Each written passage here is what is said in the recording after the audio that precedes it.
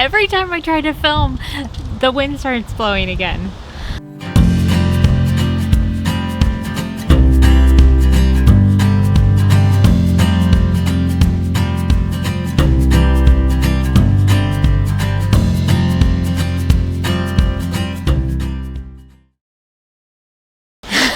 Every time I try to film, the wind starts blowing again.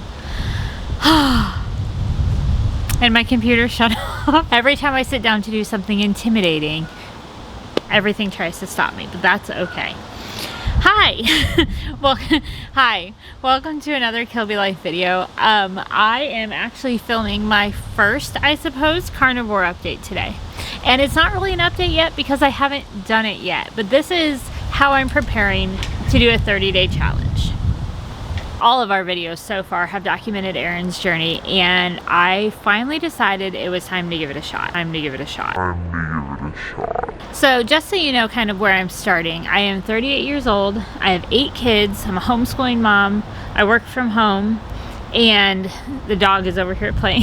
She's very cute. Erin and I did keto, we started last June, so it's about 18 months now, I guess.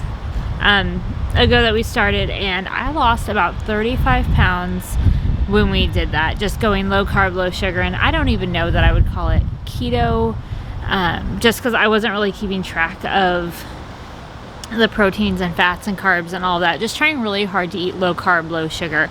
So I dropped 35 pounds doing that fairly quickly, and have kept it off since then. Just kind of maintaining that lifestyle. Not in the same boat that Erin is as far as health issues and stuff. I have high cholesterol, but other than that, generally healthy, no major issues, no major concerns. So I don't have the same motivation to do carnivore that Erin did. I don't have anything looming. I don't have a doctor telling me you have to lose weight or, you know, it's completely unhealthy. So really the main reason I'm doing it is so that I can say I've done it, but also just so that I can kind of empathize and know what it's been like for him. And I have seen a lot of positive things that he has enjoyed, like clarity of thoughts, just a higher energy level, and some of those things that I'm thinking might work for me too. So that's really why I'm doing it, to see if I can get some of those benefits, even though generally I would consider myself pretty healthy and, you know, doing okay. For me, one of my biggest hangups is always needing to make a plan going in. I need to know what food I can eat, what food is available to me. And since I do the grocery shopping and stuff, I know what's in the house. And so just kind of saying, here's my start date, here's how I'm preparing for it, I feel like sets me up to do a little bit better with these kinds of challenges. And so actually what I did was I went back through and watched Erin's video about tips for beginning the carnivore diet or doing a challenge. And so I followed his steps, or I'm going to follow some of his steps, but I thought I'd talk about some of those today. And the first thing he said was to make a goal. And so my goal is 30 days. I'm going to start October 5th because it is the day after my twins' birthday. And so they're at the end of our birthday season. It'll be the last hurrah with birthday cake and ice cream, and then straight into it the next day. So I'm going to do 30 days of all meat. We'll do butter and cream and coffee.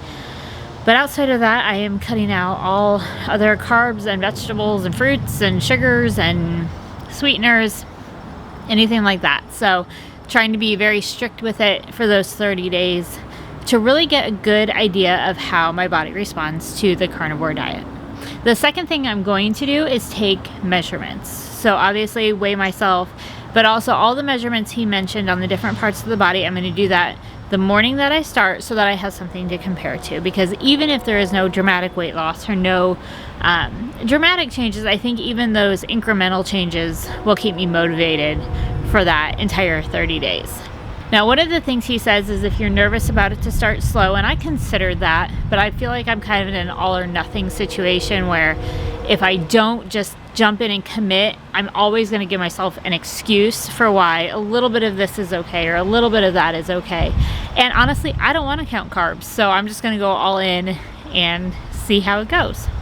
He also talked about how when you start a diet or a certain way of eating, a lot of times there's like a food fixation involved of I can't have this or I want that.